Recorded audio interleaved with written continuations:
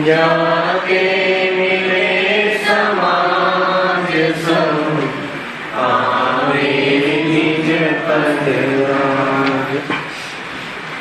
मिथ्या पावन भावती जे प्रगटे निज भाव हे जयवंत रहो सदा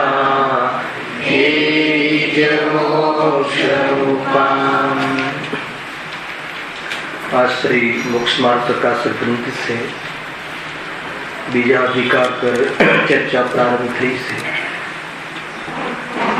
कर्म थी जीव संसार में दुखी से कर्म ना उदय में મળતા સંયોગોમાં ઉપયોગને જોડીને રમાડીને જીવ દુઃખી થાય છે. એ વાત અહીંયા નિદાન રૂપે કરી. કર્મ બંધન રોગનું નિદાન. જીવને દુઃખી થવાનું કારણ કર્મ બંધન છે, બંધ ભાવ છે. અને એ કર્મનો સંબંધ જીવ સાથે અનાદિનો છે. એ વાત સિદ્ધ કરવા માટે પંડિતજી અનેક તર્ક વિતર્ક અનેક પ્રકારના પ્રશ્નો પૂછીને એ વાતની સિદ્ધિ કરાવી કે કર્મને આત્મા સાથે અનાદિથી સંબંધ છે. એટલે કે જીવ અનાદિથી કર્મ ફલ પર પ્રભાવિત થઈ અને દુઃખી થાય છે. સીધો અર્થ આ રીતે છે. આગમના સેવન દ્વારા આગમ દ્વારા સિદ્ધિ કરી, પછી યુક્તિ દ્વારા સિદ્ધિ કરી. ગઈકાલે યુક્તિ દ્વારા ચર્ચા કરી.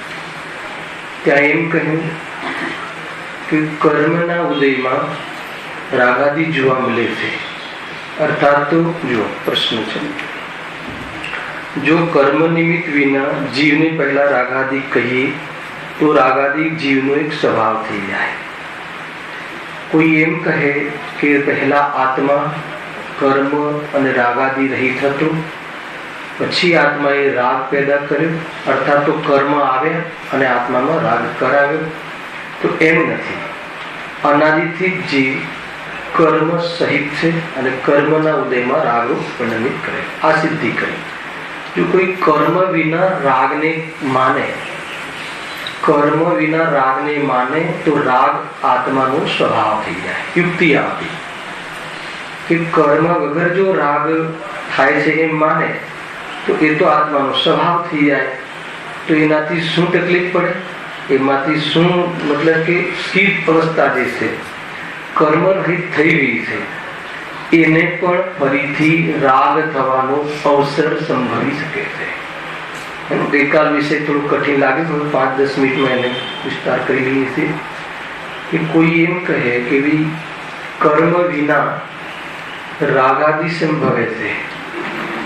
પહેલા કર્મ વિના પણ રાગાદિ રૂપ થયો હતો છે, તો એમ છે નહીં. કર્મ હોય અને રાગ ના હોય એમ બને નહીં, અને કર્મ ન હોય અને રાગ થાય એમ બને નહીં. એટલે કર્મ ઉપાધિ કર્મના નિમિત્તમાં જ રાગાદિ રૂપ પરિણમિત થાય છે. સિદ્ધિ કરવી છે. અને આવું કાર્ય અનાદિથી થાય છે. કોઈ એમ કહે કે પહેલા કર્મ વિના રાગાદિ ભાવરૂપ હતો, થયો હતો જીવ, તો એ રાગ એનો સ્વભાવ થઈ જાય અને સ્વભાવનો ક્યારેય અભાવ ન થાય. અને એના આધારે એ વાત ઉપજે કે જે રાગ વગરના જીવો અત્યારે છે સિદ્ધ ભગવંતો, એમને પણ ફરીથી રાગ થવાનો અવસર આવી જાય. અર્થાત તો જોખમમાં આવી જાય સિદ્ધ અવસ્થા. પણ એમ થતું જોવામાં આવતું નથી. એટલે કર્મના ઉદયમાં જીવ રાગરૂપ થાય છે. અને કર્મ અનાદિનો છે અને રાગ પણ અનાદિનો છે. જો રાગ અનાદિનો છે, કર્મ અનાદિના છે, રાગ અને કર્મનો સંબંધ અનાદિનો છે, પણ અનાદિ અનંત નથી. આત્મા અનાદિ અનંત છે, સ્વભાવ અનાદિ અનંત છે, અને વિભાવ ભવ્ય જીવની અપેક્ષા અનાદિ શાંત છે. ડરી જવાની જરૂર નથી. અનાદિથી કઈ ને કઈ ભયને પ્રાપ્ત નથી કરવાનો. તો કોઈ એમ કહે કે ભાઈ આ રાગાદી ભાવ જે થયા છે એ કર્મ કરાવે છે, તો કે નહીં, કર્મ કરાવે છે એમ નથી લેવું. ત્યાં વર્ણિજીનું આપણે અવસર કરેલું હતું, ત્યાં આપણે અવસર યાદ કરેલું હતું, ચર્ચા યાદ કરી હતી કે જો કર્મથી રાગ થાય છે એમ તમે માનો તો શું થઈ જશે? કર્મથી રાગ થાય છે એમ તમે નહીં માનો તો સ્વભાવ થઈ જશે. અહીંયા તો એ જ છે ને, વાત એ જ છે. જો કર્મથી રાગ થાય છે એમ તમે નહીં માનો તો સ્વભાવ થઈ જશે, અને હકીકત પણ છે, સિદ્ધાંત પણ એમ છે. તો કર્મથી રાગ, કર્મ નિમિત્તમાં રાગ થાય છે એ વાત અલગ, પણ કર્મ રાગ કરાવે છે એમ નથી. બરાબર તમે સમજો કાલે શું વાત હતી એ. ત્યાં વર્ણિજીએ એમ કહ્યું ગુરુદેવને કે કર્મથી રાગ થાય છે એ વાત અમને તો સત્ય લાગે છે. સમજો એ શું જોડે છે ને અહીંયા શું નક્કી થાય. અને અહીંયા એ જ આપ્યું છે કે જે વર્ણિજીએ કહ્યું છે. પંડિતજી એમ કહે છે કે કર્મ વગર રાગ સંભવતો જ નથી. કર્મ નિમિત્તમાં જ રાગ થાય છે. કર્મ વિના પહેલા કોઈને રાગ થયો હે ને, અને પછી કર્મ બંધાવે એમ માનીએ તો એ તો સંભવ નથી. રાગ એનો સ્વભાવ થઈ જાય. તો સેમ વસ્તુ એટલે વર્ણિજીએ એમ કહ્યું કે નહીં, કર્મ રાગ કરાવે છે એમ કાઢ્યું એમને. એટલે ગુરુદેવે કહ્યું કે એમ છે નહીં, કર્મ રાગ કરાવતું જ નથી. રાગ તો સ્વયં જીવ પોતાનું સ્વરૂપ ભૂલી અને કર્મ ઉદયના ફલમાં જોડાઈ અને રાગાદી રૂપ ભાવ કરે છે, સ્વયં અશુદ્ધ ઉપાદાનથી કરે છે. તો ત્યાં એમ કહ્યું કે કર્મ કરાવે છે એમ નહીં માનીએ તો શું થઈ જશે? સ્વભાવ થઈ જશે. અહીંયાનો તર્ક આપ્યો. એટલે ગુરુદેવ કહે કે હા ભલે સ્વભાવ થતો, કેમ કે સ્વભાવ જ છે. તો કયો સ્વભાવ કહ્યો ત્યાં? વિભાવ સ્વભાવ. બરાબર સમજજો. દ્વિતીય ત્રિકાલ સ્વભાવ નથી, વિભાવ સ્વભાવ છે. કર્મ નિમિત્તના કાલમાં જીવ સ્વયં જોડાય એ વાત રહી ગઈ હે ને. ત્યાં વર્ણિજી એમ કહ્યું કે નહીં, કર્મ કરાવે, કર્મ રડાવે, કર્મ સોડાવે, કર્મ ફેરવે, કર્મ મતલબ કર્મ બધું કરાવે. જડ કે જેનામાં જ્ઞાન નથી ને જેનામાં ઈચ્છા નથી એ જીવને રખડાવે. કેવી રીતે સંભવ છે? પણ કર્મના ઉદયમાં રાગ ન હોય એમ બને નહીં. એટલે એટલી વાત તો આપણે ત્યાં સિદ્ધ કરી હતી.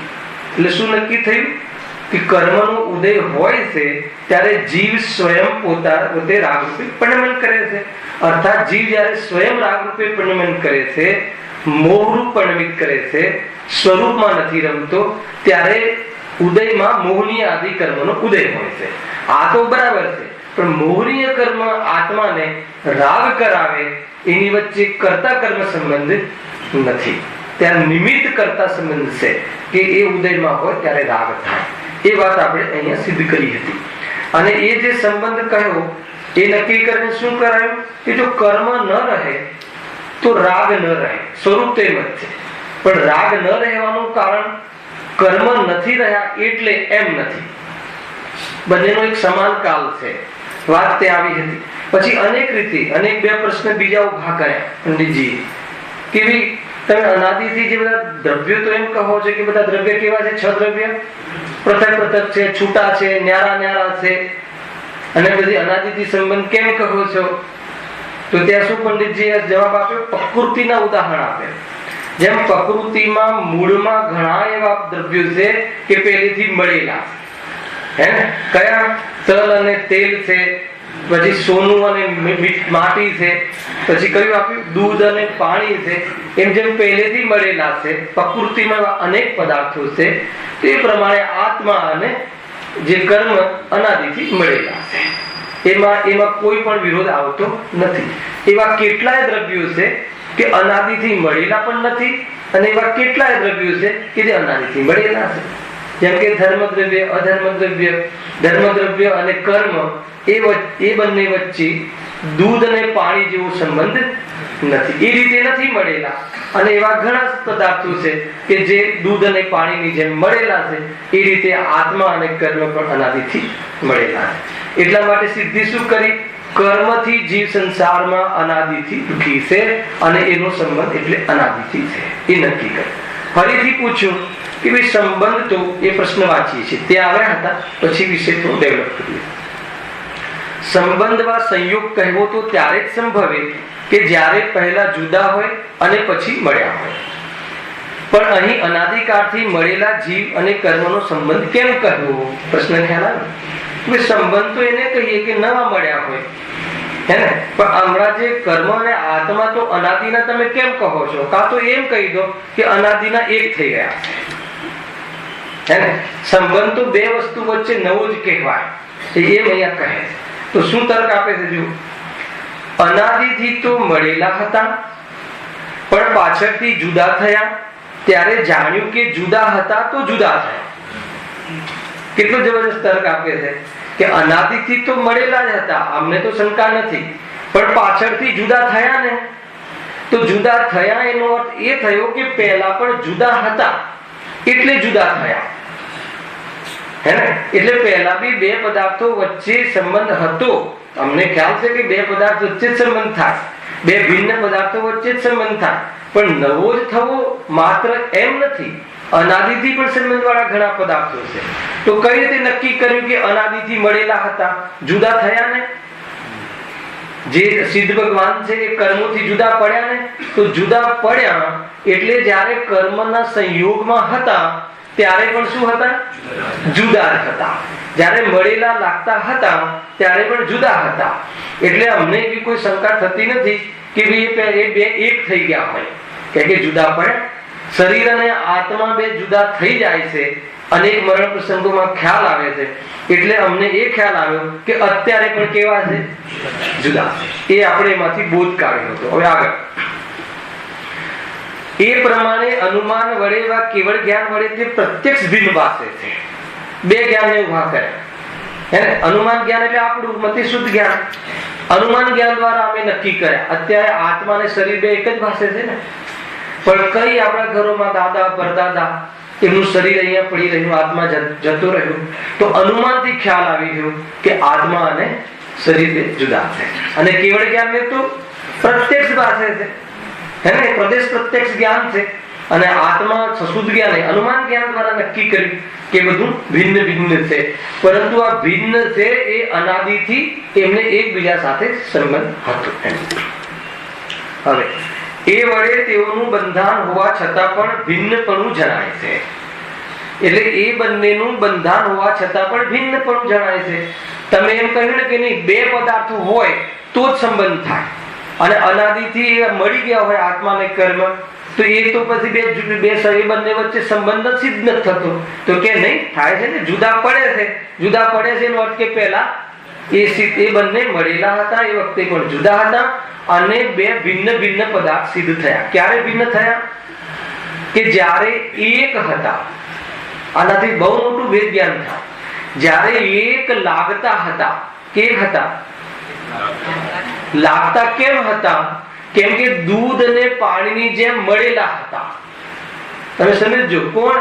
કર્મ અને આત્મા દૂધ અને પાણીની જેમ મળેલા હતા. જો દૂધ અને પાણી મળેલા હતા એ વખતે બે ભિન્ન પદાર્થો છે એમ આપણને બોધ ન હોય તો ગેસ ઉપર દૂધ ચડાવત જ નહીં. ખ્યાલ આવે? ગેસ પર દૂધ ચડાવવાનો અર્થ ખબર છે? એમાંથી પાણી જુદું પડી જાય છે અને દૂધ જુદું પડી જાય છે. અગ્નિના નિમિત્તમાં શું થાય છે?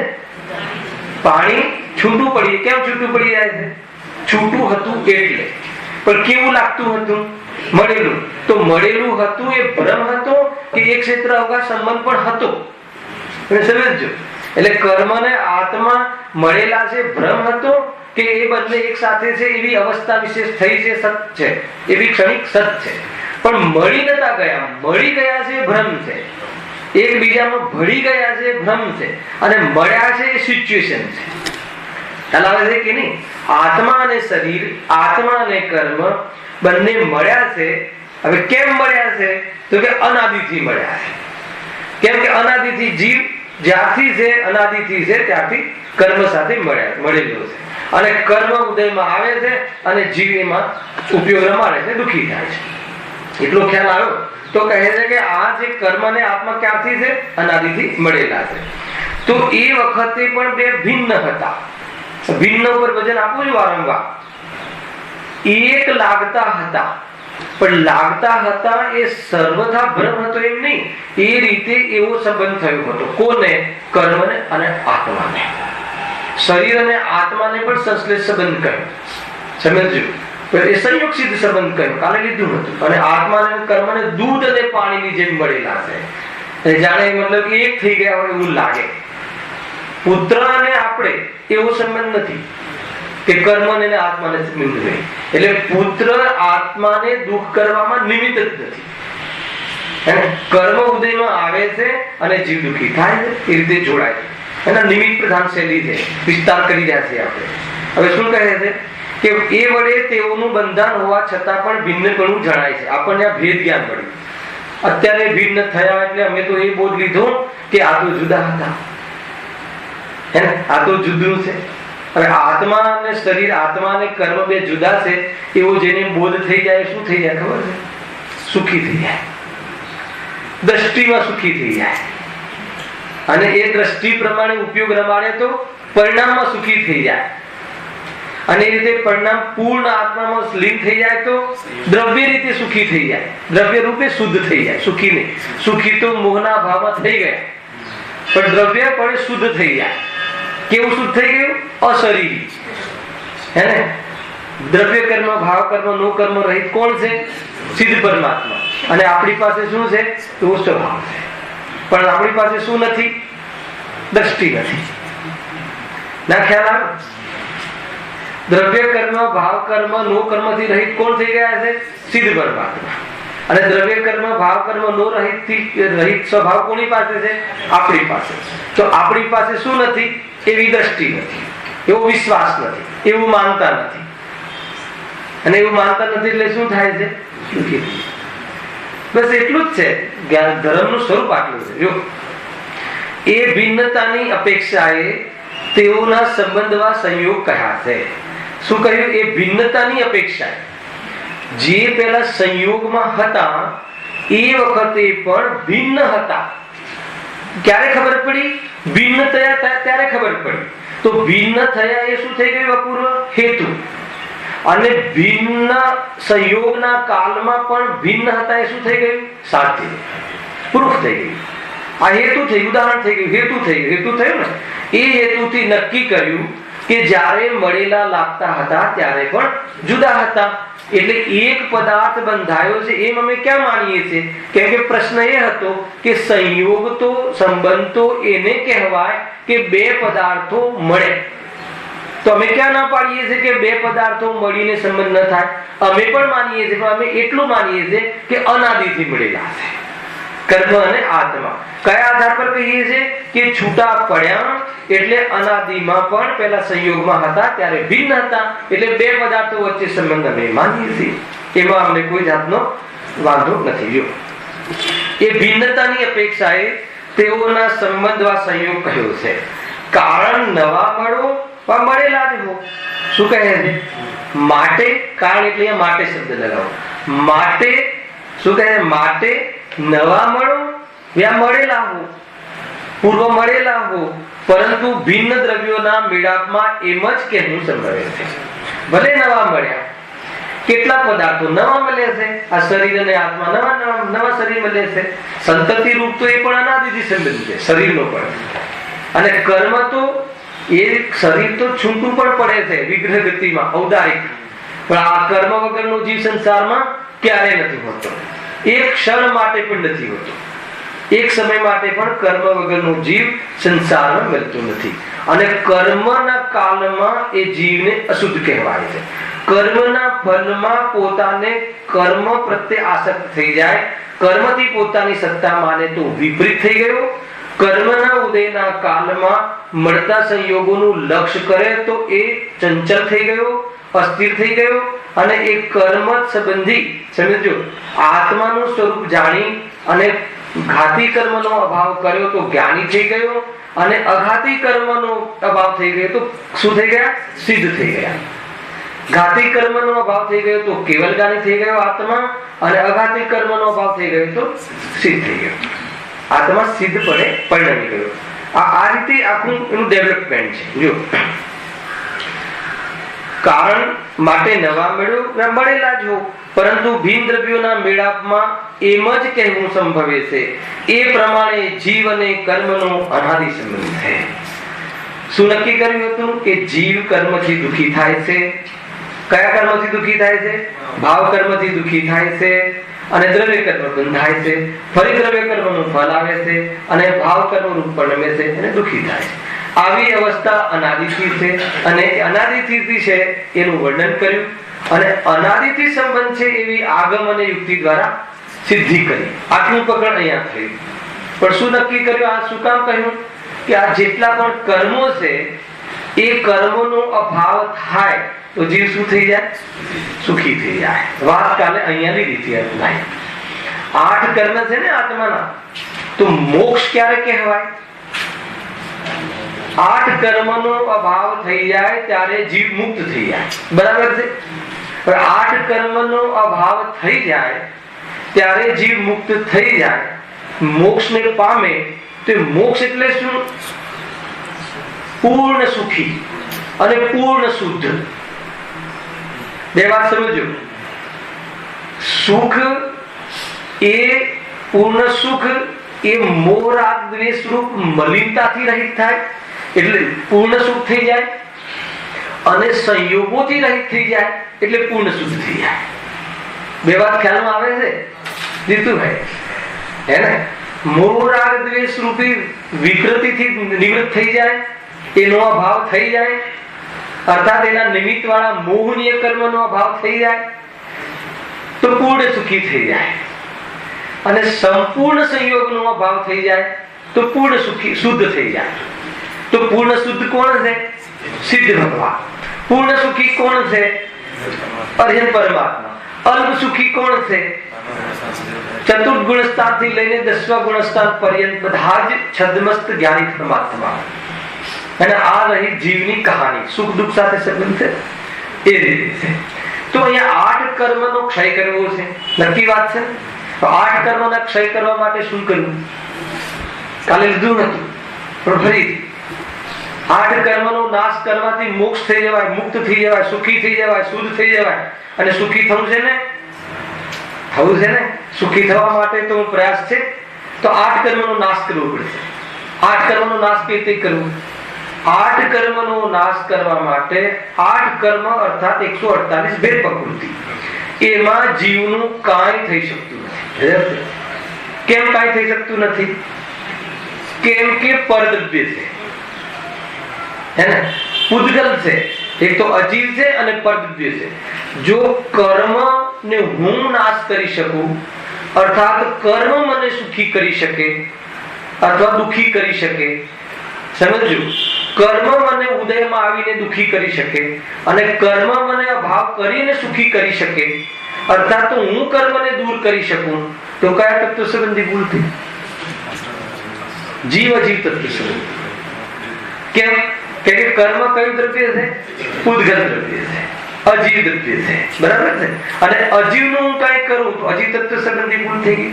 અને અજીવનું કઈ અજીવનું જીવમાં કઈ કરે, કર્મ મારામાં કઈ કરે તો જીવ તત્વ સંબંધી અથવા જીવ અજીવ તત્વ સંબંધી લઈ લેવું.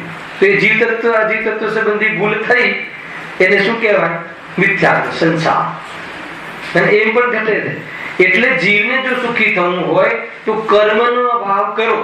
એમ શાસ્ત્રમાં આવે ને, સર્વ કર્મનો નાશ કરવાથી જીવ મુક્તિને પ્રાપ્ત થાય છે. તો હવે પ્રભુ મારે મુક્તિમાં જવું છે, તો સર્વ કર્મનો નાશ કરવો છે. તો સર્વ કર્મ એટલે દ્રવ્ય કર્મ. દ્રવ્ય કર્મનો નાશ કરવા માટે દ્રવ્ય કર્મમાં કાંઈ કરવાનું નથી. એટલો ખ્યાલ આવી ગયો? દ્રવ્ય કર્મમાં અઘાતી કર્મ, અઘાતી કર્મના ઉદયમાં થતી શરીર આદિ સામગ્રી આદિ જે જીવને મળે છે, એમાં પણ જીવને એનાથી મુક્ત થવા માટે એમાં પણ કાંઈ કરવાનું નથી. બે વાત ખ્યાલમાં આવી ગઈ? એક એક સ્ટેપ લઈ રહ્યા છીએ, હે ને? અઘાતી કર્મ જે થાય છે, અઘાતી કર્મનું ફળ ક્યાં આવે? સંયોગમાં. તો એમાં પણ કાંઈ કરવાનું નથી, મુક્ત થવા માટે. અને એ બધા ફળથી નિવૃત્ત થવું એનું નામ મુક્તિ છે. અને એમાં કાંઈ કરવાનું નથી મુક્ત થવા માટે. ખ્યાલ આવે છે? અઘાતી કર્મના ફળમાં શરીર આદિ મળે છે, નામ કર્મના ફળમાં શરીર જાતિ આદિ મળે છે, ગોત્ર કર્મમાં કુલ આદિ મળે છે, સાતા અસાતામાં બહારમાં સામગ્રી મળે છે, હે ને, અનુકૂળ પ્રતિકૂળ મળે છે કે નથી મળતું? તો આ બધું જે મળે છે એનાથી રહિત થઈ જાય અને એના કારણ રૂપ દ્રવ્ય કર્મથી રહિત થઈ જાય ત્યારે જીવ મુક્ત થઈ જાય. બરાબર છે? પણ એનાથી મુક્ત થવા માટે શરીરમાં અને શરીરથી કાંઈ કરવાનું નથી. ખ્યાલ આવે કે નહીં? શરીરને દૂર કરવા કાંઈ નથી કરવાનું અને શરીરથી ધર્મ પાળવાનો પણ એવું કાંઈ કરવાનું નથી. બરાબર છે? એટલે વ્રત આદિ રૂપ ક્રિયા કઈ જીવ કરતો નથી. બધું જે ગુરુદેવે કહ્યું છે ને તમને મેમરીમાં આવશે. વ્રતાદિ થાય છે કે નથી થતા? થાય છે.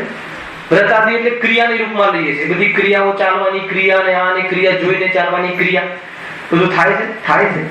શરીર આદિ સંયોગમાં હોય છે. હોય છે. જ્યારે વિશેષ વિશુદ્ધિ હોય છે મુનિ યોગ્ય ત્યારે નગ્ન શરીર હોય છે કે નહીં? હોય છે.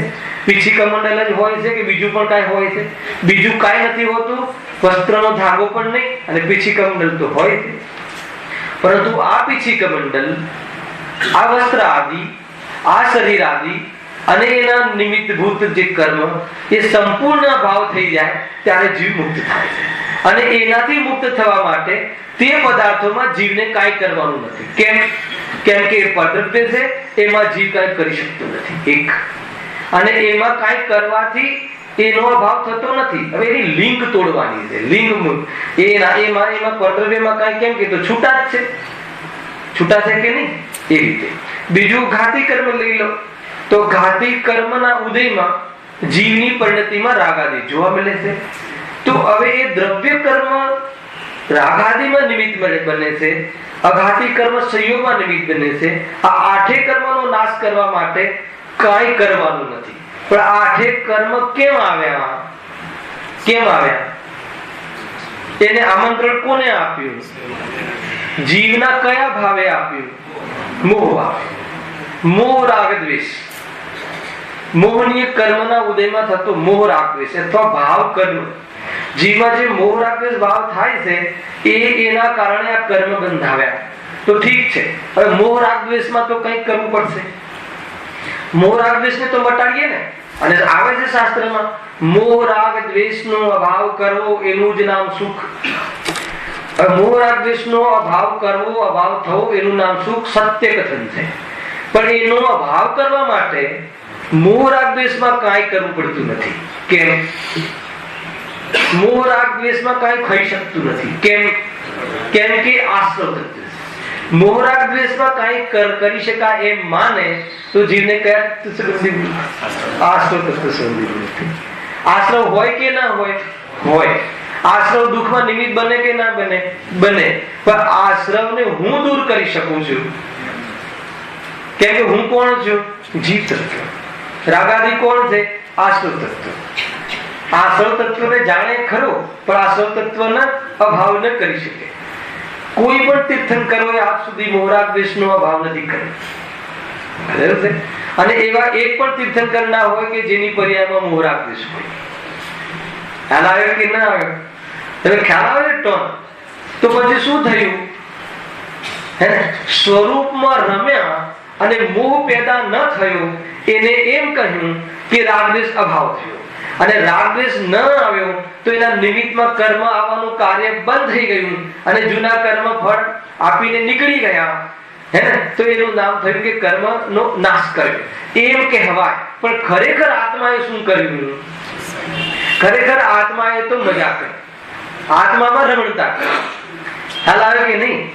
તો કર્મનો અભાવ કરવા શું કરવાનું? આત્માની શ્રદ્ધા કરી, આત્મામાં રમણતા કરી. આ પદ્ધતિ છે. આટલો ખ્યાલ આવ્યો? પ્રોસેસ. એક તો કાલે આ ચેપ્ટર લીધું હતું, હે ને? હવે એમાં કઈ પદ્ધતિ છે કે પહેલા તો એમ કહ્યું કે ભાઈ કર્મ રાગ કરાવે કે ન કરાવે? તો કર્મ રાગ ન કરાવે. જીવ સ્વયં રાગાદિરૂપ પરિણમિત થાય છે. અને આ તમે મેમરીમાં રાખજો, લબ્ધિમાં, ધારણા જ્ઞાનમાં, લબ્ધિમાં ને ધારણા જ્ઞાનમાં, અને એ પણ લેશો. હવે પછી વિષય આવવાનો છે જબરજસ્ત, લબ્ધિ અને જ્ઞાનનું શું સ્વરૂપ છે, ક્ષયક્ષમનું શું સ્વરૂપ છે. એવા નવા પ્રમેય છે અધિકારોમાં કે બહુ ડીપનેસ છે રાકેશભાઈ, હે ને. હવે શું થયું કે કર્મ ઉદયમાં હોય, રાગ હોય અને કર્મ ઉદયમાં ના હોય એમ બને નહીં. બરાબર છે? રાગ હોય મારી પર્યાયમાં અને કર્મ ઉદયમાં ના હોય એમ બને નહીં. કર્મ ઉદયમાં હોય અને પરિણામમાં રાગ ના હોય એમ બને નહીં. કયા કર્મ? મોહની કર્મ. મોહનીય કર્મ ઉદયમાં હોય અને આત્મામાં રાગ ના હોય એમ બને નહીં. પણ કર્મ આત્માને રાગ કરાવે છે એમ નથી. એટલું ખ્યાલ આવી ગયો? અહીંયાથી આપણે આગળ ચાલીએ. અહીંયાનો જે વિષય હતો એ કેમ કે જો કર્મ ન હોય અને રાગ આત્મા કરે તો શું થઈ જાય? એનો સ્વભાવ થઈ જાય.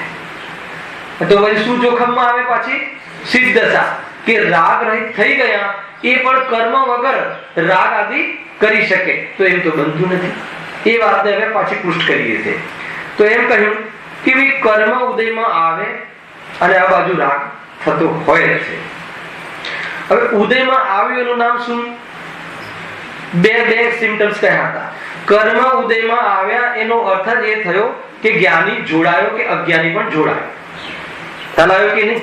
જેને જે પ્રમાણેની અશુદ્ધિ હોય એ પ્રમાણે, હે ને. વિપરીતતા ભલે જ્ઞાનીને ના હોય, દર્શન મોહનીય ભલે ના હોય, પણ ચારિત્ર મોહનીય કર્મનો ઉદય છે ને.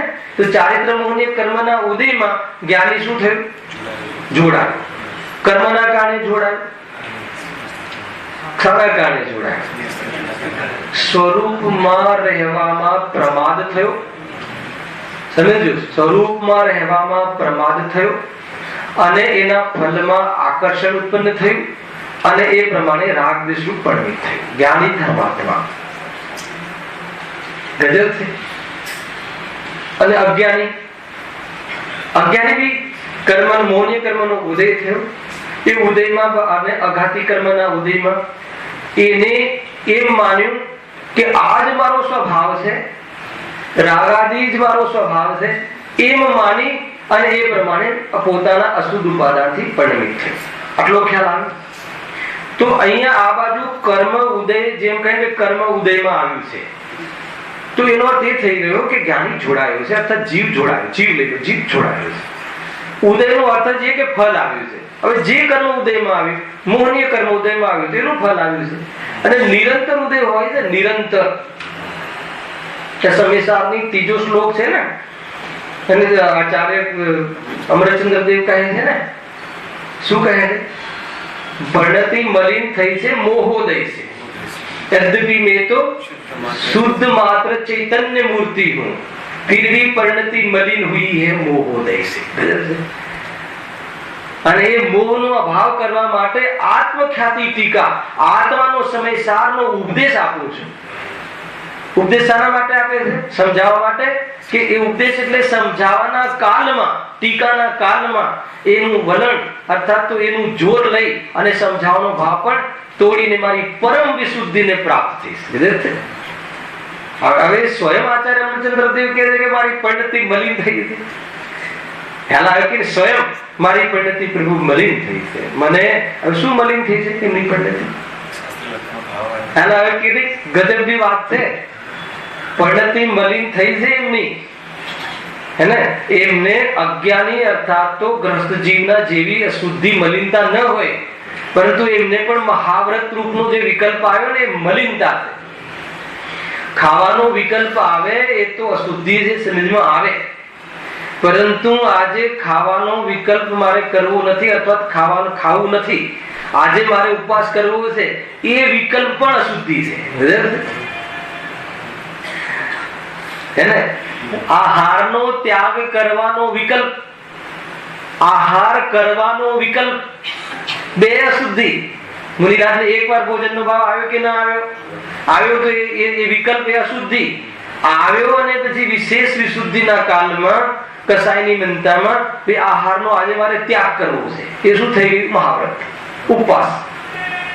આવ્યો કે નહીં? તો એ પણ વિકલ્પ. તો કે એવો જે વિકલ્પ છે ને, કસાય આવી અને કસાયની મર્યાદા કરવી અર્થાત તો એમાં મંદતારૂપ પરિણત થવું, એ બધું શું છે? વિશુદ્ધિ નથી, અશુદ્ધિ છે.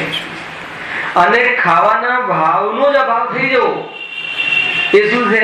શુદ્ધિ છે. તો એવી વિશુદ્ધિ એમને મોહ છે ને, શું થયું? પરિણતિ મલિન હુઈ હે મોહોદય છે. મોહના ઉદયમાં પ્રભુ હું મારો ઉપયોગ થોડો પ્રભાવિત થયો છે. જ્ઞાની પરમાત્મા પણ એને ઘણો વિકાસ છે. અમારે હવે 3જો શ્લોક ચાલે છે ત્યાં, આવશે કાલથી સોમવાર, હે ને? તો અહીંયા શું થયું કે અહીંયા કહે છે કે ભાઈ એ વખતે અશુદ્ધિ થાય છે મોહના ઉદયમાં. તો એ અશુદ્ધિ જે થાય છે એનો અભાવ કઈ રીતે કરવો? પેલા તો નક્કી કરો અશુદ્ધ થાય છે કે નહીં. કર્મના નિમિત્તના કાળમાં થાય છે, પણ કર્મ કરાવતું નથી. કર્મના ઉદયમાં હું જ સ્વયં સ્વરૂપને ભૂલીને પ્રભાવિત થઈ જાઉં છું. પ્રભુ ખ્યાલ આવે છે? હવે એ વખતે આત્મામાં ચૈતન્ય શક્તિમાં આત્મા જ્ઞાન સ્વભાવી હોવાના કારણે પરિણામમાં ભલે વિકૃતિ આવી હોવા છતાં, વિપરીતપણે પરિણમ્યો હોવા છતાં આત્મામાં એ તાકાત છે, ચૈતન્ય શક્તિની એવી જાતિની શક્તિનું સ્વરૂપ છે કે એ કાળમાં આગમના માધ્યમથી, આગમના સેવનથી, યુક્તિના અવલંબનથી અર્થાત તો વિચાર શક્તિ દ્વારા રાગના કાળમાં, રાગ આત્માનો સ્વભાવ નથી, એ વિચારવા માટે શું છે? સમર્થ છે, સક્ષમ છે. એનું જ્ઞાન, આ પાત્રતા છે જીવની. અરે રાગના કાળમાં જ્ઞાતા દ્રષ્ટા જ્ઞાની રહી શકે છે. રાગના કાળમાં આત્માનું વેદન કરતો રાગ તરફનું લક્ષ છોડીને શુદ્ધ ઉપયોગ કરી શકે છે. રાગના કાળમાં જેટલું રાગનું વેદન છે, દુઃખ છે, આત્માનો સ્વભાવ નથી, એવી પ્રતીતિ રાખતા જ્ઞાતા દ્રષ્ટા બની અને ઉપયોગ નિવૃત્ત થઈ શકે છે. એવો જીવ પૂર્વમાં સમ્યક સન્મુખ મિથ્યાત્વના ની પાત્રતામાં, સમ્યક સન્મુખના વખતે થતા પુરુષાર્થમાં, પૂર્વક્ષણવર્તી પર્યાયના પુરુષાર્થમાં, રાગના કાળમાં એ વિશુદ્ધ જ્ઞાન, કયું જ્ઞાન? વિશુદ્ધ એટલે આત્મજ્ઞાન નથી હજુ, એવું મંદ જ્ઞાન, આગમ જ્ઞાન, એવી જાતિનું એ જ્ઞાનની ક્ષયક્ષમ લબ્ધિરૂપ જ્ઞાન નિર્ણય કરી શકે છે. ધારણા જ્ઞાન. છતાં ગુરુદેવે ગઈકાલના પ્રવચનમાં ધારણા જ્ઞાન શું કીધું હતું ખબર છે? યાદ છે રાજેશભાઈ? બેનશ્રીને યાદ કર્યા હતા. બેનશ્રીના બોલમાં એમ આવે છે કે ધારણા જ્ઞાન પણ જ્ઞેયનિષ્ઠ છે. યાદ છે? એક એક કથાને યાદ રાખવા જેવું છે. જ્ઞેયનિષ્ઠ એટલે શું? પરગેય છે. પરગેય એટલે શું? આત્માનો નિર્ણય ધારણામાં કર્યો છે, આગમના માધ્યમથી કર્યો છે, આત્માના અનુભવથી નથી કર્યો. સૂક્ષ્મ વાતો છે. એક બે રીતે બોલી ગયા હતા ઝડપથી, કદાચ નહીં ખ્યાલ આવ્યો છે ને? જ્ઞેયનિષ્ઠ એટલે શું? એ તો પરગેય છે.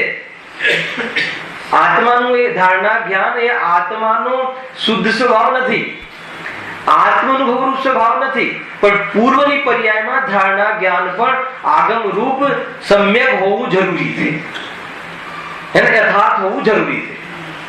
તો એ રોલ આવે કે ના આવે?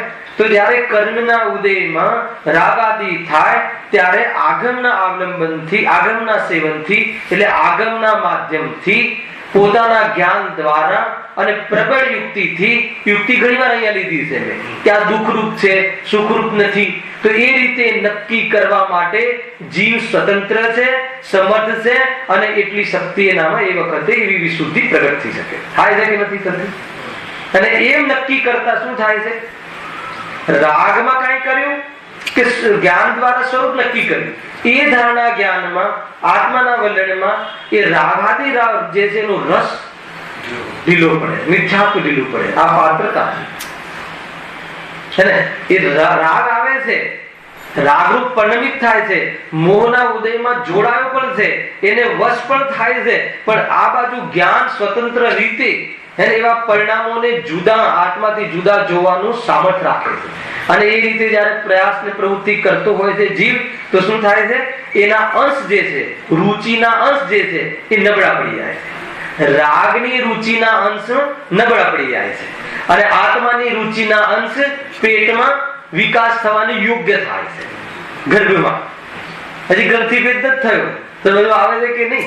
અને આવું ક્યારે થાય છે? અનેક કાળ સુધી થાય છે. આ સમ્યક સન્મુખ પૂર્વની પાત્રતા છે. એને ગયા શનિવારે અમારે ત્યાં રજનીભાઈનું લિંકમાં પ્રવચન હતું ને, તો બહુ પ્રશ્ન કરે, બહુ હજી ઘણી વાર પૂછ્યું કે હું બોરીવલી આવ્યો ત્યારે પ્રશ્ન કર્યો હતો કે આ સમ્યક સન્મુખનો કાળ કેટલો?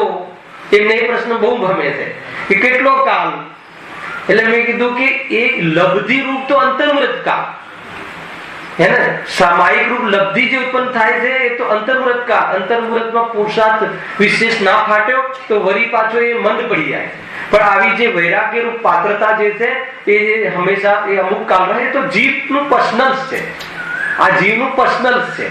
એ ઘણા કાળ સુધી રહી શકે, જ્યાં 3-4 ભાવ સુધી પણ રહી શકે આવી જાતિની યોગ્યતા પાત્રતા. અને કોઈ જીવને વિશેષ પાછું મતલબ ગ્રહિત મિથ્યાત્વ પણ થઈ જાય. આ ગ્રહિત મિથ્યાત્વ રહિતનો જીવ છે સમ્યક સન્મુખ. આભાસ એક પણ નહીં, છતાં સમ્યક દર્શન નહીં.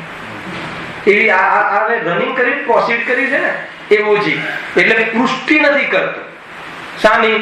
દેહથી દેહમાં સુખ ભાષિત થાય છે એને, પણ દેહમાં સુખ ભાષિત થવા છતાં પણ આગમ બળ દ્વારા આત્મા અર્થાત તો વિચારાત્મક જ્ઞાન દ્વારા એમાં સુખ નથી એવા નિર્ણય પર પહોંચી ગયો હોવાના કારણે હવે એ દેહમાં સુખ થાય છે એવી પુષ્ટિ કરતું નથી. અર્થાત તો એવા કુદેવ ગુરુ પાસે જઈ અને દેહમાંથી સુખ મેળવવા માટેનો પ્રયાસ કરતો નથી. આ બંને બાજુથી પોઝિશન છે. ખ્યાલમાં આવે છે કે નહીં? જબરજસ્ત પ્રયોગ છે. આ શું બતાવવું છે પૂરું અહીંયા? કર્મનો ઉદયમાં મોહ થાય છે એવું બને નહીં કે કર્મનો ઉદય હોય ને એ વખતે રાગાદિરૂપ પરિણમિત ન થાય. તો પછી તમને એવું લાગતું હોય કે આપણા હાથમાં તો રહ્યું જ નહીં, કર્મ અનાદિના છે અને એનો ઉદય થયા રાખે છે અને જીવને પાછું રાગાદિ કરવું પડે અને રાગાદિ કરવું પડે એટલે પાછું કર્મ બંધ થાય. તો મારી પાસે ચાન્સ, અમારો અવસર તો કહે છે કે છે, કાંઈ બગડ્યું નથી. કેમ કે સ્વભાવી ત્રિકાળ મોજૂદ છે અને વર્તમાન પર્યાયમાં શક્તિ પણ મોજૂદ છે. આત્માની ત્રિકાળ શક્તિ તો છે, જવા દો, એ તો છે જ. ત્રિકાળી ઉપાદાનની વાત હમણાં નથી કરવી, ખ્યાલ આવે કે નહીં? આત્માની પર્યાયમાં શક્તિ છે. વાત મજાની એ છે, ખ્યાલ આવે કે નહીં? હાલ ત્રિકાળી ઉપાદાન તો અનાદિનું છે ને, અને એ તો ત્રિકાળી ઉપાદાન તો એટલું જ માત્ર બતાવે છે કે જ્યારે બી મોક્ષ થશે તો જીવનો થશે. પણ ક્યારે? તો કે ક્ષણિક ઉપાદાન બતાવશે. આવે કે નહીં? ક્યારે? તો કે ક્ષણિક ઉપાદાન. તું જાગૃત થાય ત્યાં, જાગૃત ના થાય તો ત્રિકાળી ઉપાદાન, અને જાગૃત થાય ત્યારે પણ ત્રિકાળી ઉપાદાન. ખ્યાલ આવે કે નહીં? શું સમજવા જેવું છે ભાઈ? એટલા માટે કાર્ય આપણે ત્યાં પ્રગટ ગુણોનો મહિમા છે. ત્રિકાળી ગુણોનો મહિમા આવીને પર્યાયમાં પ્રગટ કરે એની પૂજા થાય છે. અર્યંતની પૂજા કેમ થાય છે? કે એમને ગુણોને પ્રગટ કર્યા છે. એવા ગુણો તો આપણે પણ છે, આપણી પૂજા કેમ કોઈ કરતું નથી? એ પ્રગટ નથી એટલે, હે ને? જૈન ધર્મ ગુણોની પૂજા કરે છે, ખ્યાલ આવ્યો? અને પર્યાય પોતાના ગુણોની પૂજા કરે તો પર્યાયમાં ગુણ પ્રગટ થઈ જાય. તો કઈ રીતે થાય? રાગ આવે, હે ને? પૂરી પ્રોસેસ છે. રાગ મોહનીય કર્મનો, મિથ્યાત્વ કર્મનો ઉદય હોય, સમજો બરાબર, અને રાગ આદિ પરિણામ, મોહાદી પરિણામ પર્યાયમાં થતા હોય છે. એ વખતે આ જ રીતનું જ્ઞાનમાં એવું સામર્થ છે, એ સામર્થ ખુલે છે. એ સામર્થ ખુલવામાં હવે શું થાય છે કે એ જ્યારે એવું એને અંતરંગ પરિણતિમાં આ તરફનું વલણ થતું હોય છે ત્યારે શુદ્ધોપયોગ જ્યારે થાય છે, સમજો, એ વખતે જે વિચાર શક્તિમાં સ્વરૂપનો વિચાર હતો એની પ્રાપ્તિ કાળે વિચાર અર્થાત તો વિકલ્પ, એટલો વિકલ્પ પણ રહેતો નથી, એ શુદ્ધોપયોગ થઈ જાય છે. ત્યારે શું થાય છે? મોહનો ઉદય નથી હોતો. મિથ્યાત્વ કર્મ શું થઈ જાય છે? ઉપશમ થઈ જાય છે. અનુવૃત્તિકરણના જે પરિણામના કુછ થોડાક સમય પછી અંતર પડી જાય છે. અંતરકરણ, જીતુભાઈ તમારો વિષય આ અંતરકરણ. શામાં અંતર પડી જાય છે? કર્મની ઓરથી જઈએ તો મિથ્યાત્વ કર્મનો ઉદય આવતો નથી. મિથ્યાત્વ કર્મનો નાશ નથી થયો છે. તો કઈ રીતે નાશ થયો? ઉદયાભાવી ક્ષય. ઉદય ન આવ્યો એ રીતે ક્ષય થયો. હવે ઉદય ન આવે ને મિથ્યાત્વ કર્મ ત્યાં સત્તામાં પડી રહે છે, સત્તામાં પડી રહે છે. હવે એનો ઉદય મિથ્યાત્વ તરીકે આવી જાય તો પાછું મિથ્યાત્વ થઈ જાય. એ બાજુ કર્મ ઉદયમાં આવે ને આ બાજુ કસાય માથે ચડી જાય. જેને બાકીની કસાયો છે ને અપ્રત્યાખ્યાન, એ કસાયમાં કોઈ કસાય માથે ચડી જાય અને વિશુદ્ધિ તૂટી જાય, વળી પાછું એને વિપરીતતા આવી શકે છે. ખ્યાલ આવે છે કે ગજબ છે આ તો ભાઈ, પરિણામોની વિચિત્રતા છે. હે ને, દ્વારકા નગરી સળગવામાં કોણ નિમિત્ત બન્યું હતું? દીપાયન મુનિ. ભાવલિંગી સંત જયેશભાઈ, આત્મદ્રષ્ટિ અને ભાવલિંગી 3 ચોકડી કસાયનો અભાવ, વિતરાગી પંડિતી. હે ને, એવો ક્રોધ આવી જાય છે. એને પૂતળું બહાર આવીને આખી દ્વારકા નગરી ભસ્મ, એટલે એનું મુનિપણું પણ જતું રહ્યું અને મિથ્યાત્વ આવી ગયું, સમ્યક દર્શન જતું રહ્યું. એ સિવાય આવી જાતિના ભાવ સંભવ નથી. તો એ મિથ્યાત્વ ક્યાંથી આવી પાછું? સત્તામાં શક્તિ રૂપે આવી. અને એ જીવ હવે નિગોદમાં જશે, નિગોદમાં. અને બીજી મતલબ ભાવિ તીર્થંકર, અને આપણા તીર્થંકર થવા વાળા કઈ ખ્યાલ આવે કે નહીં?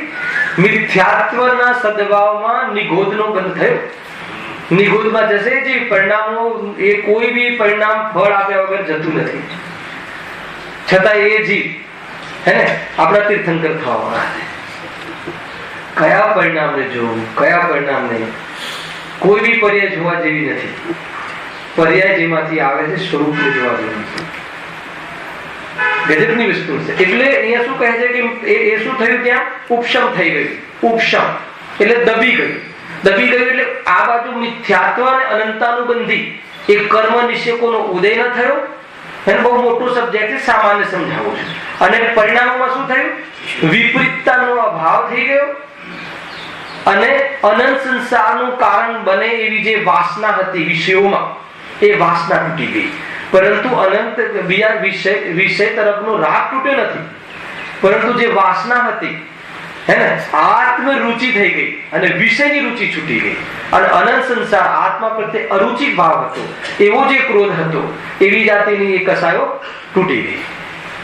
તો એ આ બાજુ એ પ્રમાણેનું સમ્યક દર્શન, અર્થાત તો આત્મ સ્વભાવ પ્રગટ થઈ ગયો, સુખ પ્રગટ થઈ ગયું અને કર્મનું શું થયું? ઉપશમ થયું. હવે જો અંતર્મુહૂર્ત કાળમાં આ બાજુ પુરુષાર્થ તૂટી જાય તો મિથ્યાત્વનો ઉદય પણ આવી શકે, પાછો મિથ્યા દ્રષ્ટિ થઈ જાય, થઈ જાય ને થઈ શકે. અને જો એ વખતે પુરુષાર્થ મંદપણે પડે તો શું થાય? 3 ટુકડા થઈ જાય મિથ્યાત્વના, કર્મના 3 ટુકડા થઈ જાય. તો એમાં અમુક પરમાણુઓ તો મિથ્યાત્વ રૂપે, અમુક સમ્યક મિથ્યાત્વ રૂપે, અમુક સમ્યક પ્રકૃતિ રૂપે. તો મિથ્યાત્વ અને સમ્યક મિથ્યાત્વ જે છે એનું કન્વર્ઝન સમ્યક પ્રકૃતિમાં થાય, કર્મનું છે. ક્યારેક વિષય વિસ્તારથી લેશું. અને સમ્યક પ્રકૃતિ ઉદયમાં આવી જાય. મિથ્યાત્વના જ કર્મમાંથી છૂટા પડેલા પરમાણુઓ સમ્યક પ્રકૃતિ તરીકે ઉદયમાં આવે છે. એટલે અહીંયા મિથ્યાત્વ વિપરીતતા તો રહેતી નથી, પરંતુ પરિણામમાં ચલમલ અઘાટ દોષ જેવી શ્રદ્ધા રહે છે. ખ્યાલ આવે કે નહીં? અનાદિ મિથ્યા દ્રષ્ટિને સૌપ્રથમ ઔપચારિક સમ્યક દર્શન થાય છે, અને ઔપચારિક સમ્યક દર્શન થયા પછી જો મિથ્યાત્વ ન થાય તો ક્ષૌષમ સમ્યક દ્રષ્ટિ થઈ જાય. એટલે અહીંયા પંચમકાળમાં અહીંયા જેટલા પણ જીવોને સમ્યક દર્શન થયું હશે એ કયું થયું હશે? ક્ષૌષમ સમ્યક દર્શન. અને જે ક્ષાયિક સમ્યક દર્શન મિથ્યાત્વ સત્તામાંથી જ નીકળી જાય અને ક્યારેય એવી જાતિનો ભાવ જ ન આવે, વિપરીત ન થાય, એ ક્ષાયિક સમ્યક દર્શન. એ એક ક્ષૌષમ સમ્યક દર્શન પૂર્વક ક્ષાયિક સમ્યક દર્શન થાય છે. સૌ સીધું ક્ષાયિક સમ્યક દર્શન નથી થતું. ખ્યાલ આવે છે કે નહીં? તો હવે સમ્યક પ્રકૃતિની સત્તામાંથી નીકળી જાય અને એ નિયમથી કેવડી શુદ્ધ કેવડીના પાદનું વાસ થાય છે. કાં તો સ્વયં શુદ્ધ કેવડી હોય કોઈ મુનિરાજ તો થાય. બિગિનિંગ ક્યાં થાય છે? ખ્યાલ આવે કે નહીં? બિગિનિંગ શુદ્ધ કેવડીના પાદમૂળમાં થાય, કાં તો કેવડીના પાદમૂળમાં થાય અનિમિત્ત તરીકે. હવે સ્વયંના ઉપાદાનથી થાય છે, પણ બહારમાં આ રીતનો સંયોગ ના હોય ત્યાં એવી જાતિનો પુરુષાર્થ પણ જોવા નથી મળતો. બધું નિમિત્ત નૈમિત્તિક પણ ખાસ સમજવું જોઈએ. એનો એ નથી કે કેવડી ભગવાન કાં તો શુદ્ધ કેવડી આને ક્ષાયિક સંકિતિ કરાવે. અને જો ક્ષાયિક સંકિતિ ભલે એમના પાદમૂળમાં બિગિનિંગ થઈ ગયું અને કદાચ શરૂઆત થઈને મૃત્યુ થઈ ગયું, કેમ કે એમાં અંતર્મુહૂર્ત કાળ બે અંતર્મુહૂર્ત કાળ લાગે છે ક્ષાયિક સંકેતી થતા, અને એટલામાં જીવ તો 3 સમયમાં બીજે જતો રહે, પણ જ્યાં જાય ત્યાં પૂરું કરી લે, પછી ત્યાં કેવડી હોવા જરૂરી નથી. ઘણું બધું છે આ બધું કરનાર યોગ છે. તો અવસર આવે એટલે તમને થોડું બતાવવું છે. ગજબ છે. ક્ષાયિક સમ્યક દર્શનની વાત છે. ક્ષાયિક સમ્યક દર્શન એટલે સમ્યક દર્શન નિર્મલ થઈ ગયું, ઔપશમિક પણ નિર્મલ, ક્ષાયિક પણ નિર્મલ, અને ક્ષૌક્ષમ સમ્યક દર્શન થોડોક ચલમલક હાથ જોશ હોય છે કે જે કેવડી ગમે છે, છતાં એ તાસાત તત્વની આત્માની શ્રદ્ધા હાથ હોય છે. આજે ક્ષૌક્ષમ સમ્યક દૃષ્ટિ. તો આ શું થઈ ગયું? એને આત્મદૃષ્ટિ થઈ ગઈ. ગજબ છે. હવે પછી જે અને કોઈ વાર શ્રેણીમાં ચડે ત્યારે સપક્ષ શ્રેણી ચડે, કે જે એક વાર શ્રેણી ચડે પછી નિયમથી કર્મનો ક્ષય કરી નાખે, એક સપક્ષ છે. એક ક્ષાયિક સમ્યક દર્શન સહિત જ ચડે તો એ મુનિરાજ ત્યાં ફરીથી કરણ કરે, દ્વિતીયોપશમ સમ્યક દર્શન કરે, હે ને, ફરીથી એ સમ્યક દર્શન ઔપશમિક કરે તો ઉપશમ શ્રેણી ચડે, અને જો એને ક્ષાયિક કરે તો ઉપશમ શ્રેણી બી ચડી શકે, સપક્ષ શ્રેણી બી ચડી શકે, જેવો પુરુષાર્થ. પણ સપક્ષ શ્રેણી ચડે તો નિયમથી જીવ પાછો ના આવે, ઉપશમ શ્રેણી ચડે તો નિયમથી જીવ પાછો આવે. કે ત્યાં કસાયો તો દબી ગઈ છે અને કર્મો સત્તામાં પડ્યા રહે છે. કયા? બાકીના જે સંચલન આદિ એ સત્તામાં પડ્યા રહે છે. એટલે સત્તામાંથી બી નીકળી જાય ત્યારે એ થાય છે. અને પછી 12મા ગુણસ્થાને તો ક્ષય થઈ જાય છે. મોહનીય કર્મ, દર્શન મોહનીય વ્યતીત થઈ જવા છતાં ચારિત્ર મોહનીય કર્મનો ઉદય 10મા ગુણસ્થાન સુધી રહે છે. મુનિરાજ સપક્ષ શ્રેણી માંડે છે અને ત્યાં એનો ક્ષય કરે છે. ગજબ છે. ક્યાં કઈ રીતે મુક્તિ થાય છે જીવની. અને પછી 12મા ગુણસ્થાનનો કાળ કેટલો? અંતર્મુહૂર્ત કાળ. હવે શું થયું? આત્માના ઘાતમાં જ્ઞાનાવર્ણીયમાં અંતરાય કર્મ, અને કયું? દર્શનાવર્ણીય, જ્ઞાનાવર્ણીય, અંતરાય. એ આત્માના ગુણોના ઘાત કરવા વાળા જે કર્મો હોય છે 12મા ગુણસ્થાનમાં, ઉદયમાં, બંધમાં નહીં, તો એ મોહનીય કર્મ રાજા નાશ થયો એટલે એનું બલ અંતર્મુહૂર્તથી વધારે ઉદય અંતર્મુહૂર્તમાં નાશ પામી જાય છે. અને શું થઈ જાય છે? અરિહંત થઈ જાય છે. શુક્લ ધ્યાનનો ત્રીજો પાયો સંયોગી પણ નીકળી જાય છે. શુક્લ ધ્યાનનો ચોથો પાયો અસિદ્ધત્વનો અભાવ થઈ જાય છે. બાકીના કર્મનો નાશ થાય છે ધ્યાન દ્વારા. ખ્યાલ આવ્યો કે નહીં?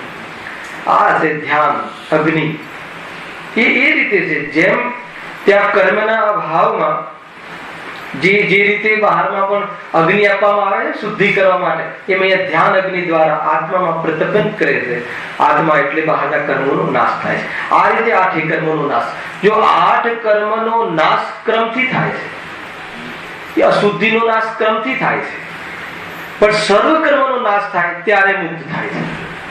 ઘણી વાર વિશે લીધેલું છે. પેલા દ્રષ્ટિ મોક્ષ છે કે નહીં, પછી અવિરતિથી મુક્તિ, પછી પ્રમાદથી મુક્તિ, પ્રમાદનું મોક્ષ. ભાવનો દ્રષ્ટિ મોક્ષ ક્યારે થાય?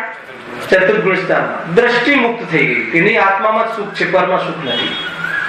પછી પ્રમાદ હતો, અવ્રતરૂપ જીવન હતું, છતાં બી ઉલસતું હતું, તો અવિરતિ મુક્તિ થઈ ગઈ. કયું ગુણસ્થાન આવ્યું? પંચમ ગુણસ્થાન. વ્રતરૂપ જીવન થઈ ગયું. પછી શું થઈ ગયું? છતાં પ્રમાદ રહ્યો હતો ગ્રસ્ત દશામાં, તો પ્રમાદ મુક્તિ થઈ ગઈ. છઠ્ઠા ગુણસ્થાન રૂપ મુનિ દશામાં એ બી પ્રમાદ મુક્તિ થઈ ગઈ, તો એ શુદ્ધોપયોગ 7મા ગુણસ્થાનથી આગળ ચાલ્યા. પછી શું થઈ ગયું? ભાવ મુક્તિ. અબુદ્ધિપૂર્વકનો રાગ હતો એનો પણ નાશ થઈ ગયો. શું થઈ ગયા? ભાવ મુક્ત, જીવન મુક્ત. પછી દ્રવ્ય મોક્ષ. બહારનો આત્મામાં સંયોગ શરીરનો અને કર્મ એ પણ નીકળી ગયા. એ દ્રવ્ય મોક્ષ કોને થયો? સિદ્ધ પરમાત્મા. તો આ રીતે 8 કર્મનો અભાવ. મૂળ વાત આપણે શું લીધી? કે કોઈ ચિંતા કરવાની જરૂર નથી. પણ કોને? ખ્યાલ આવે કે નહીં? કોને? કે જેને આ કર્મનો અર્થાત તો મોહથી રહિત આત્મા જોવાનો પુરુષાર્થ કરવો છે એને. બાકી તો ચિંતા કરવા જેવી છે, ચિંતામાં જ ભરે છે, બીજું શું છે? અને આ થઈ શકે છે. નહીં તો આપણને એવું થઈ જાય ને કે ભાઈ આ કર્મનો ઉદય આવે, તમે કહો છો મોહની કર્મનો ઉદય આવે અને રાગ હોય જ, મોહ ના હોય એમ બને નહીં. મિથ્યાત્વ કર્મનો ઉદય હોય અને આ બાજુ મોહ ના હોય એમ બને જ નહીં. અને મિથ્યાત્વ કર્મનો ઉદય તો નિરંતર છે. મુનિરાજને નિરંતર ઉદય છે ચારિત્રમોહનીય કર્મનો, નિરંતર શુદ્ધોપયોગના કાળમાં પણ ચારિત્રમોહનીય કર્મનો ઉદય રહે છે, અશુદ્ધિ રહે છે. નિરંતર ઉદય રહે તો પણ ઉપયોગ સ્વરૂપમાં લગાવે છે એટલે એ શું થઈ જાય છે? હીન થઈ જાય છે. એના એટલો હીન, પતલો રાગ પતલો પતલો પતલો પડતા પડતા નાશ થઈ જાય અને એ બાજુ જોતા નથી. રાગ સામે જોવે તો રાગનો નાશ ના થાય. રાગ રહિત આત્માની સામે જોવે, સામે જોવો કઈ રીતે જોવું? ક્યાં છે આત્મા? હે ને, જેમ પ્રતિમાને જોઈએ એમ આત્માને ક્યાં છે? અનંત ધર્માત્મક મૂર્તિ હે ને, આત્મા સ્યાદવાદ વાણી દ્વારા સંશયનો નાશ કરી રાગની યોગ્યતા આત્મામાં છે, પરંતુ એ જ વખતે આત્મા સ્વભાવથી શુદ્ધ છે એવી પ્રતીતિ કરે, સ્યાદવાદ દ્વારા સંશયને તોડે. શું કહ્યું સમજમાં આવે છે ભાઈ મહેન્દ્રભાઈ? હે ને, જીનવાણી નિમિત્ત છે એકમાત્ર સંશય નાશીની, ભવ નાશીની અને સાધનશીલ જીનવાણીના માધ્યમથી નક્કી કરે કે ભાઈ રાગની યોગ્યતા તો છે, પણ એ તો ક્ષણિક યોગ્યતા છે, જતો રહે છે, રહેતો નથી. જાણવા વાળું જ્ઞાન સ્વભાવ કાયમી રહે છે. એ રીતે ત્રૈકાલિક સ્વભાવની ઓરથી જોતા આત્મા તરફ શું થાય છે? પ્રેમ થાય છે, અપનત્વ થાય છે. અને એ પ્રમાણે રાગના કાલમાં પણ, એ મોહના કાલમાં પણ વેદ જ્ઞાન કરી અને જેવો જે ક્ષણે સ્વરૂપમાં લીન થાય એ ક્ષણે મિથ્યાત્વ કર્મ શું થાય છે? દબી જાય. તો કોણ બલવાન? મિથ્યા કર્મ બલવાન કે આત્મા બલવાન? આત્મા કેમ બલવાન? આત્મા એટલે બલવાન કે કર્મના ઉદયમાં પ્રભાવિત ન થયો, નાસ્તી. આત્મા એટલે બલવાન કે કોઈ પણ ઉદય રહ્યો છતાં સ્વરૂપમાં રહ્યો, એટલે સ્વરૂપમાં જે રહે એ બલવાન છે. ક્રોધ થઈ જવો કમજોરી છે, ખ્યાલ આવ્યો કે નહીં? ક્રોધ આવી જાય એ કમજોરી છે. અને એ ક્રોધ કર્મના ઉદયમાં ક્ષમાને ધારણ કરે એ શું છે?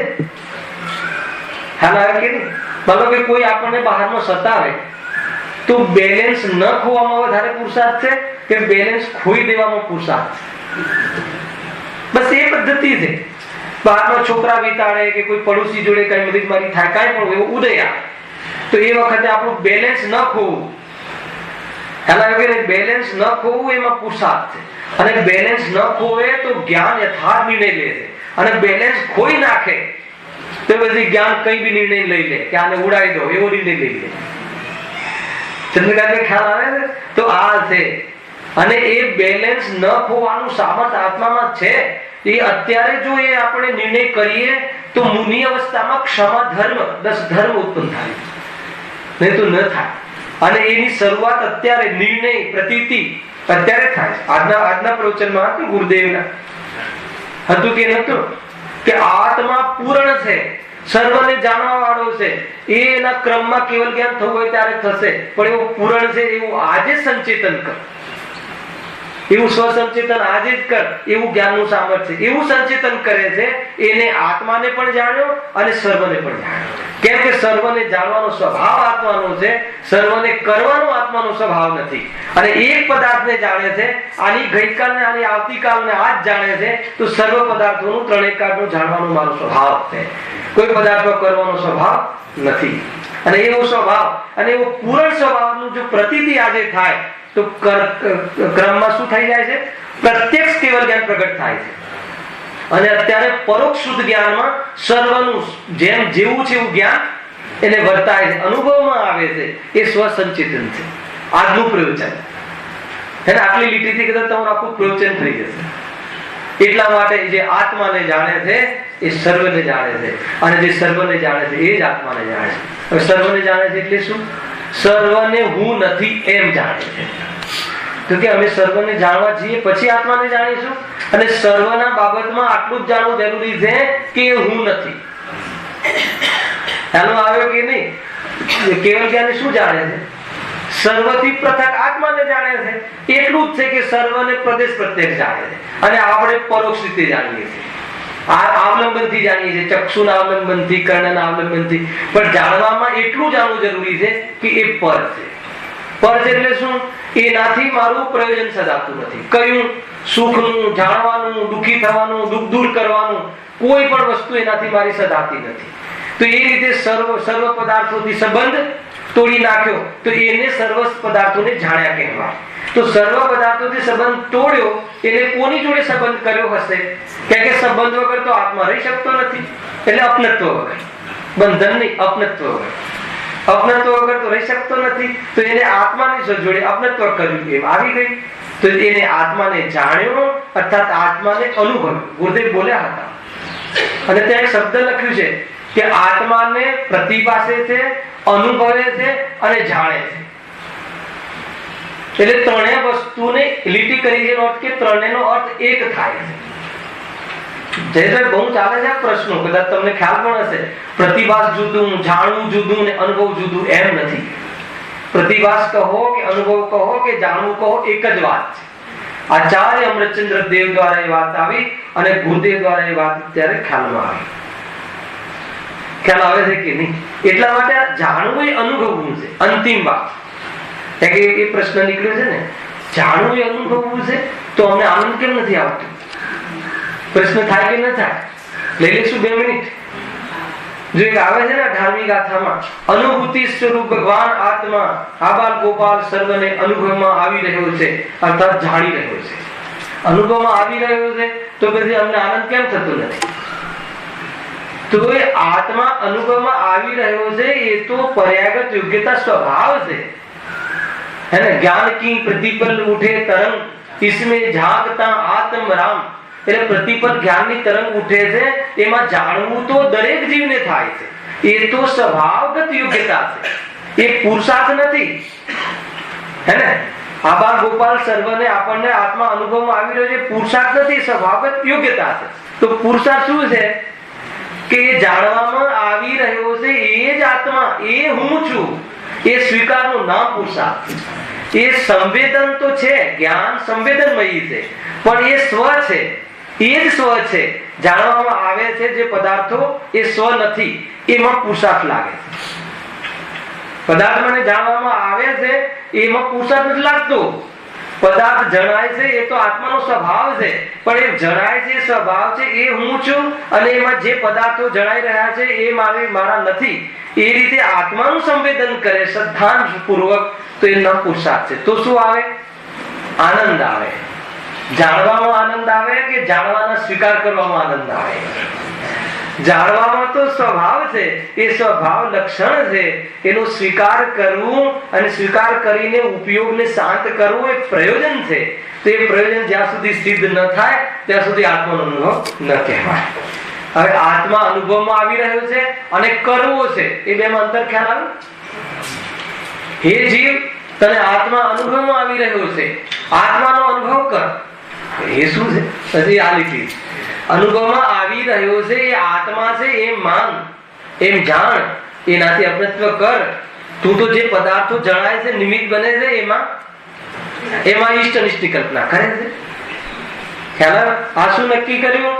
કે કર્મ ઉદયમાં આવે, રાગ થાય, એ વખતે પણ જ્ઞાન આપણી પાસે જબરજસ્ત સાધન છે કે સાધનને અંતર્મુખ કરીએ તો શ્રદ્ધા પ્રગટ થાય છે અને સ્વરૂપ લીનતા થાય છે અને પરિણતિમાં સિદ્ધો જેવો આનંદ થાય છે. તિર્યંચનું એક દેડકાનું સમ્યક દર્શન અને સિદ્ધ ભગવાનના સમ્યક દર્શનમાં કાંઈ અંતર નથી. ખ્યાલ આવે કે નહીં? એની તારતમ્યતા એના વિકાસમાં ચારિત્ર સંબંધી, સ્થિરતા સંબંધી તો અંતર જ અંતર છે, પરંતુ એનો ટેસ્ટ, એની શરૂઆત, એમાં કોઈ અંતર નથી. ખ્યાલ આવે છે કે નહીં? ગજબની વાત છે. આગળ પછી બાકીના વિશે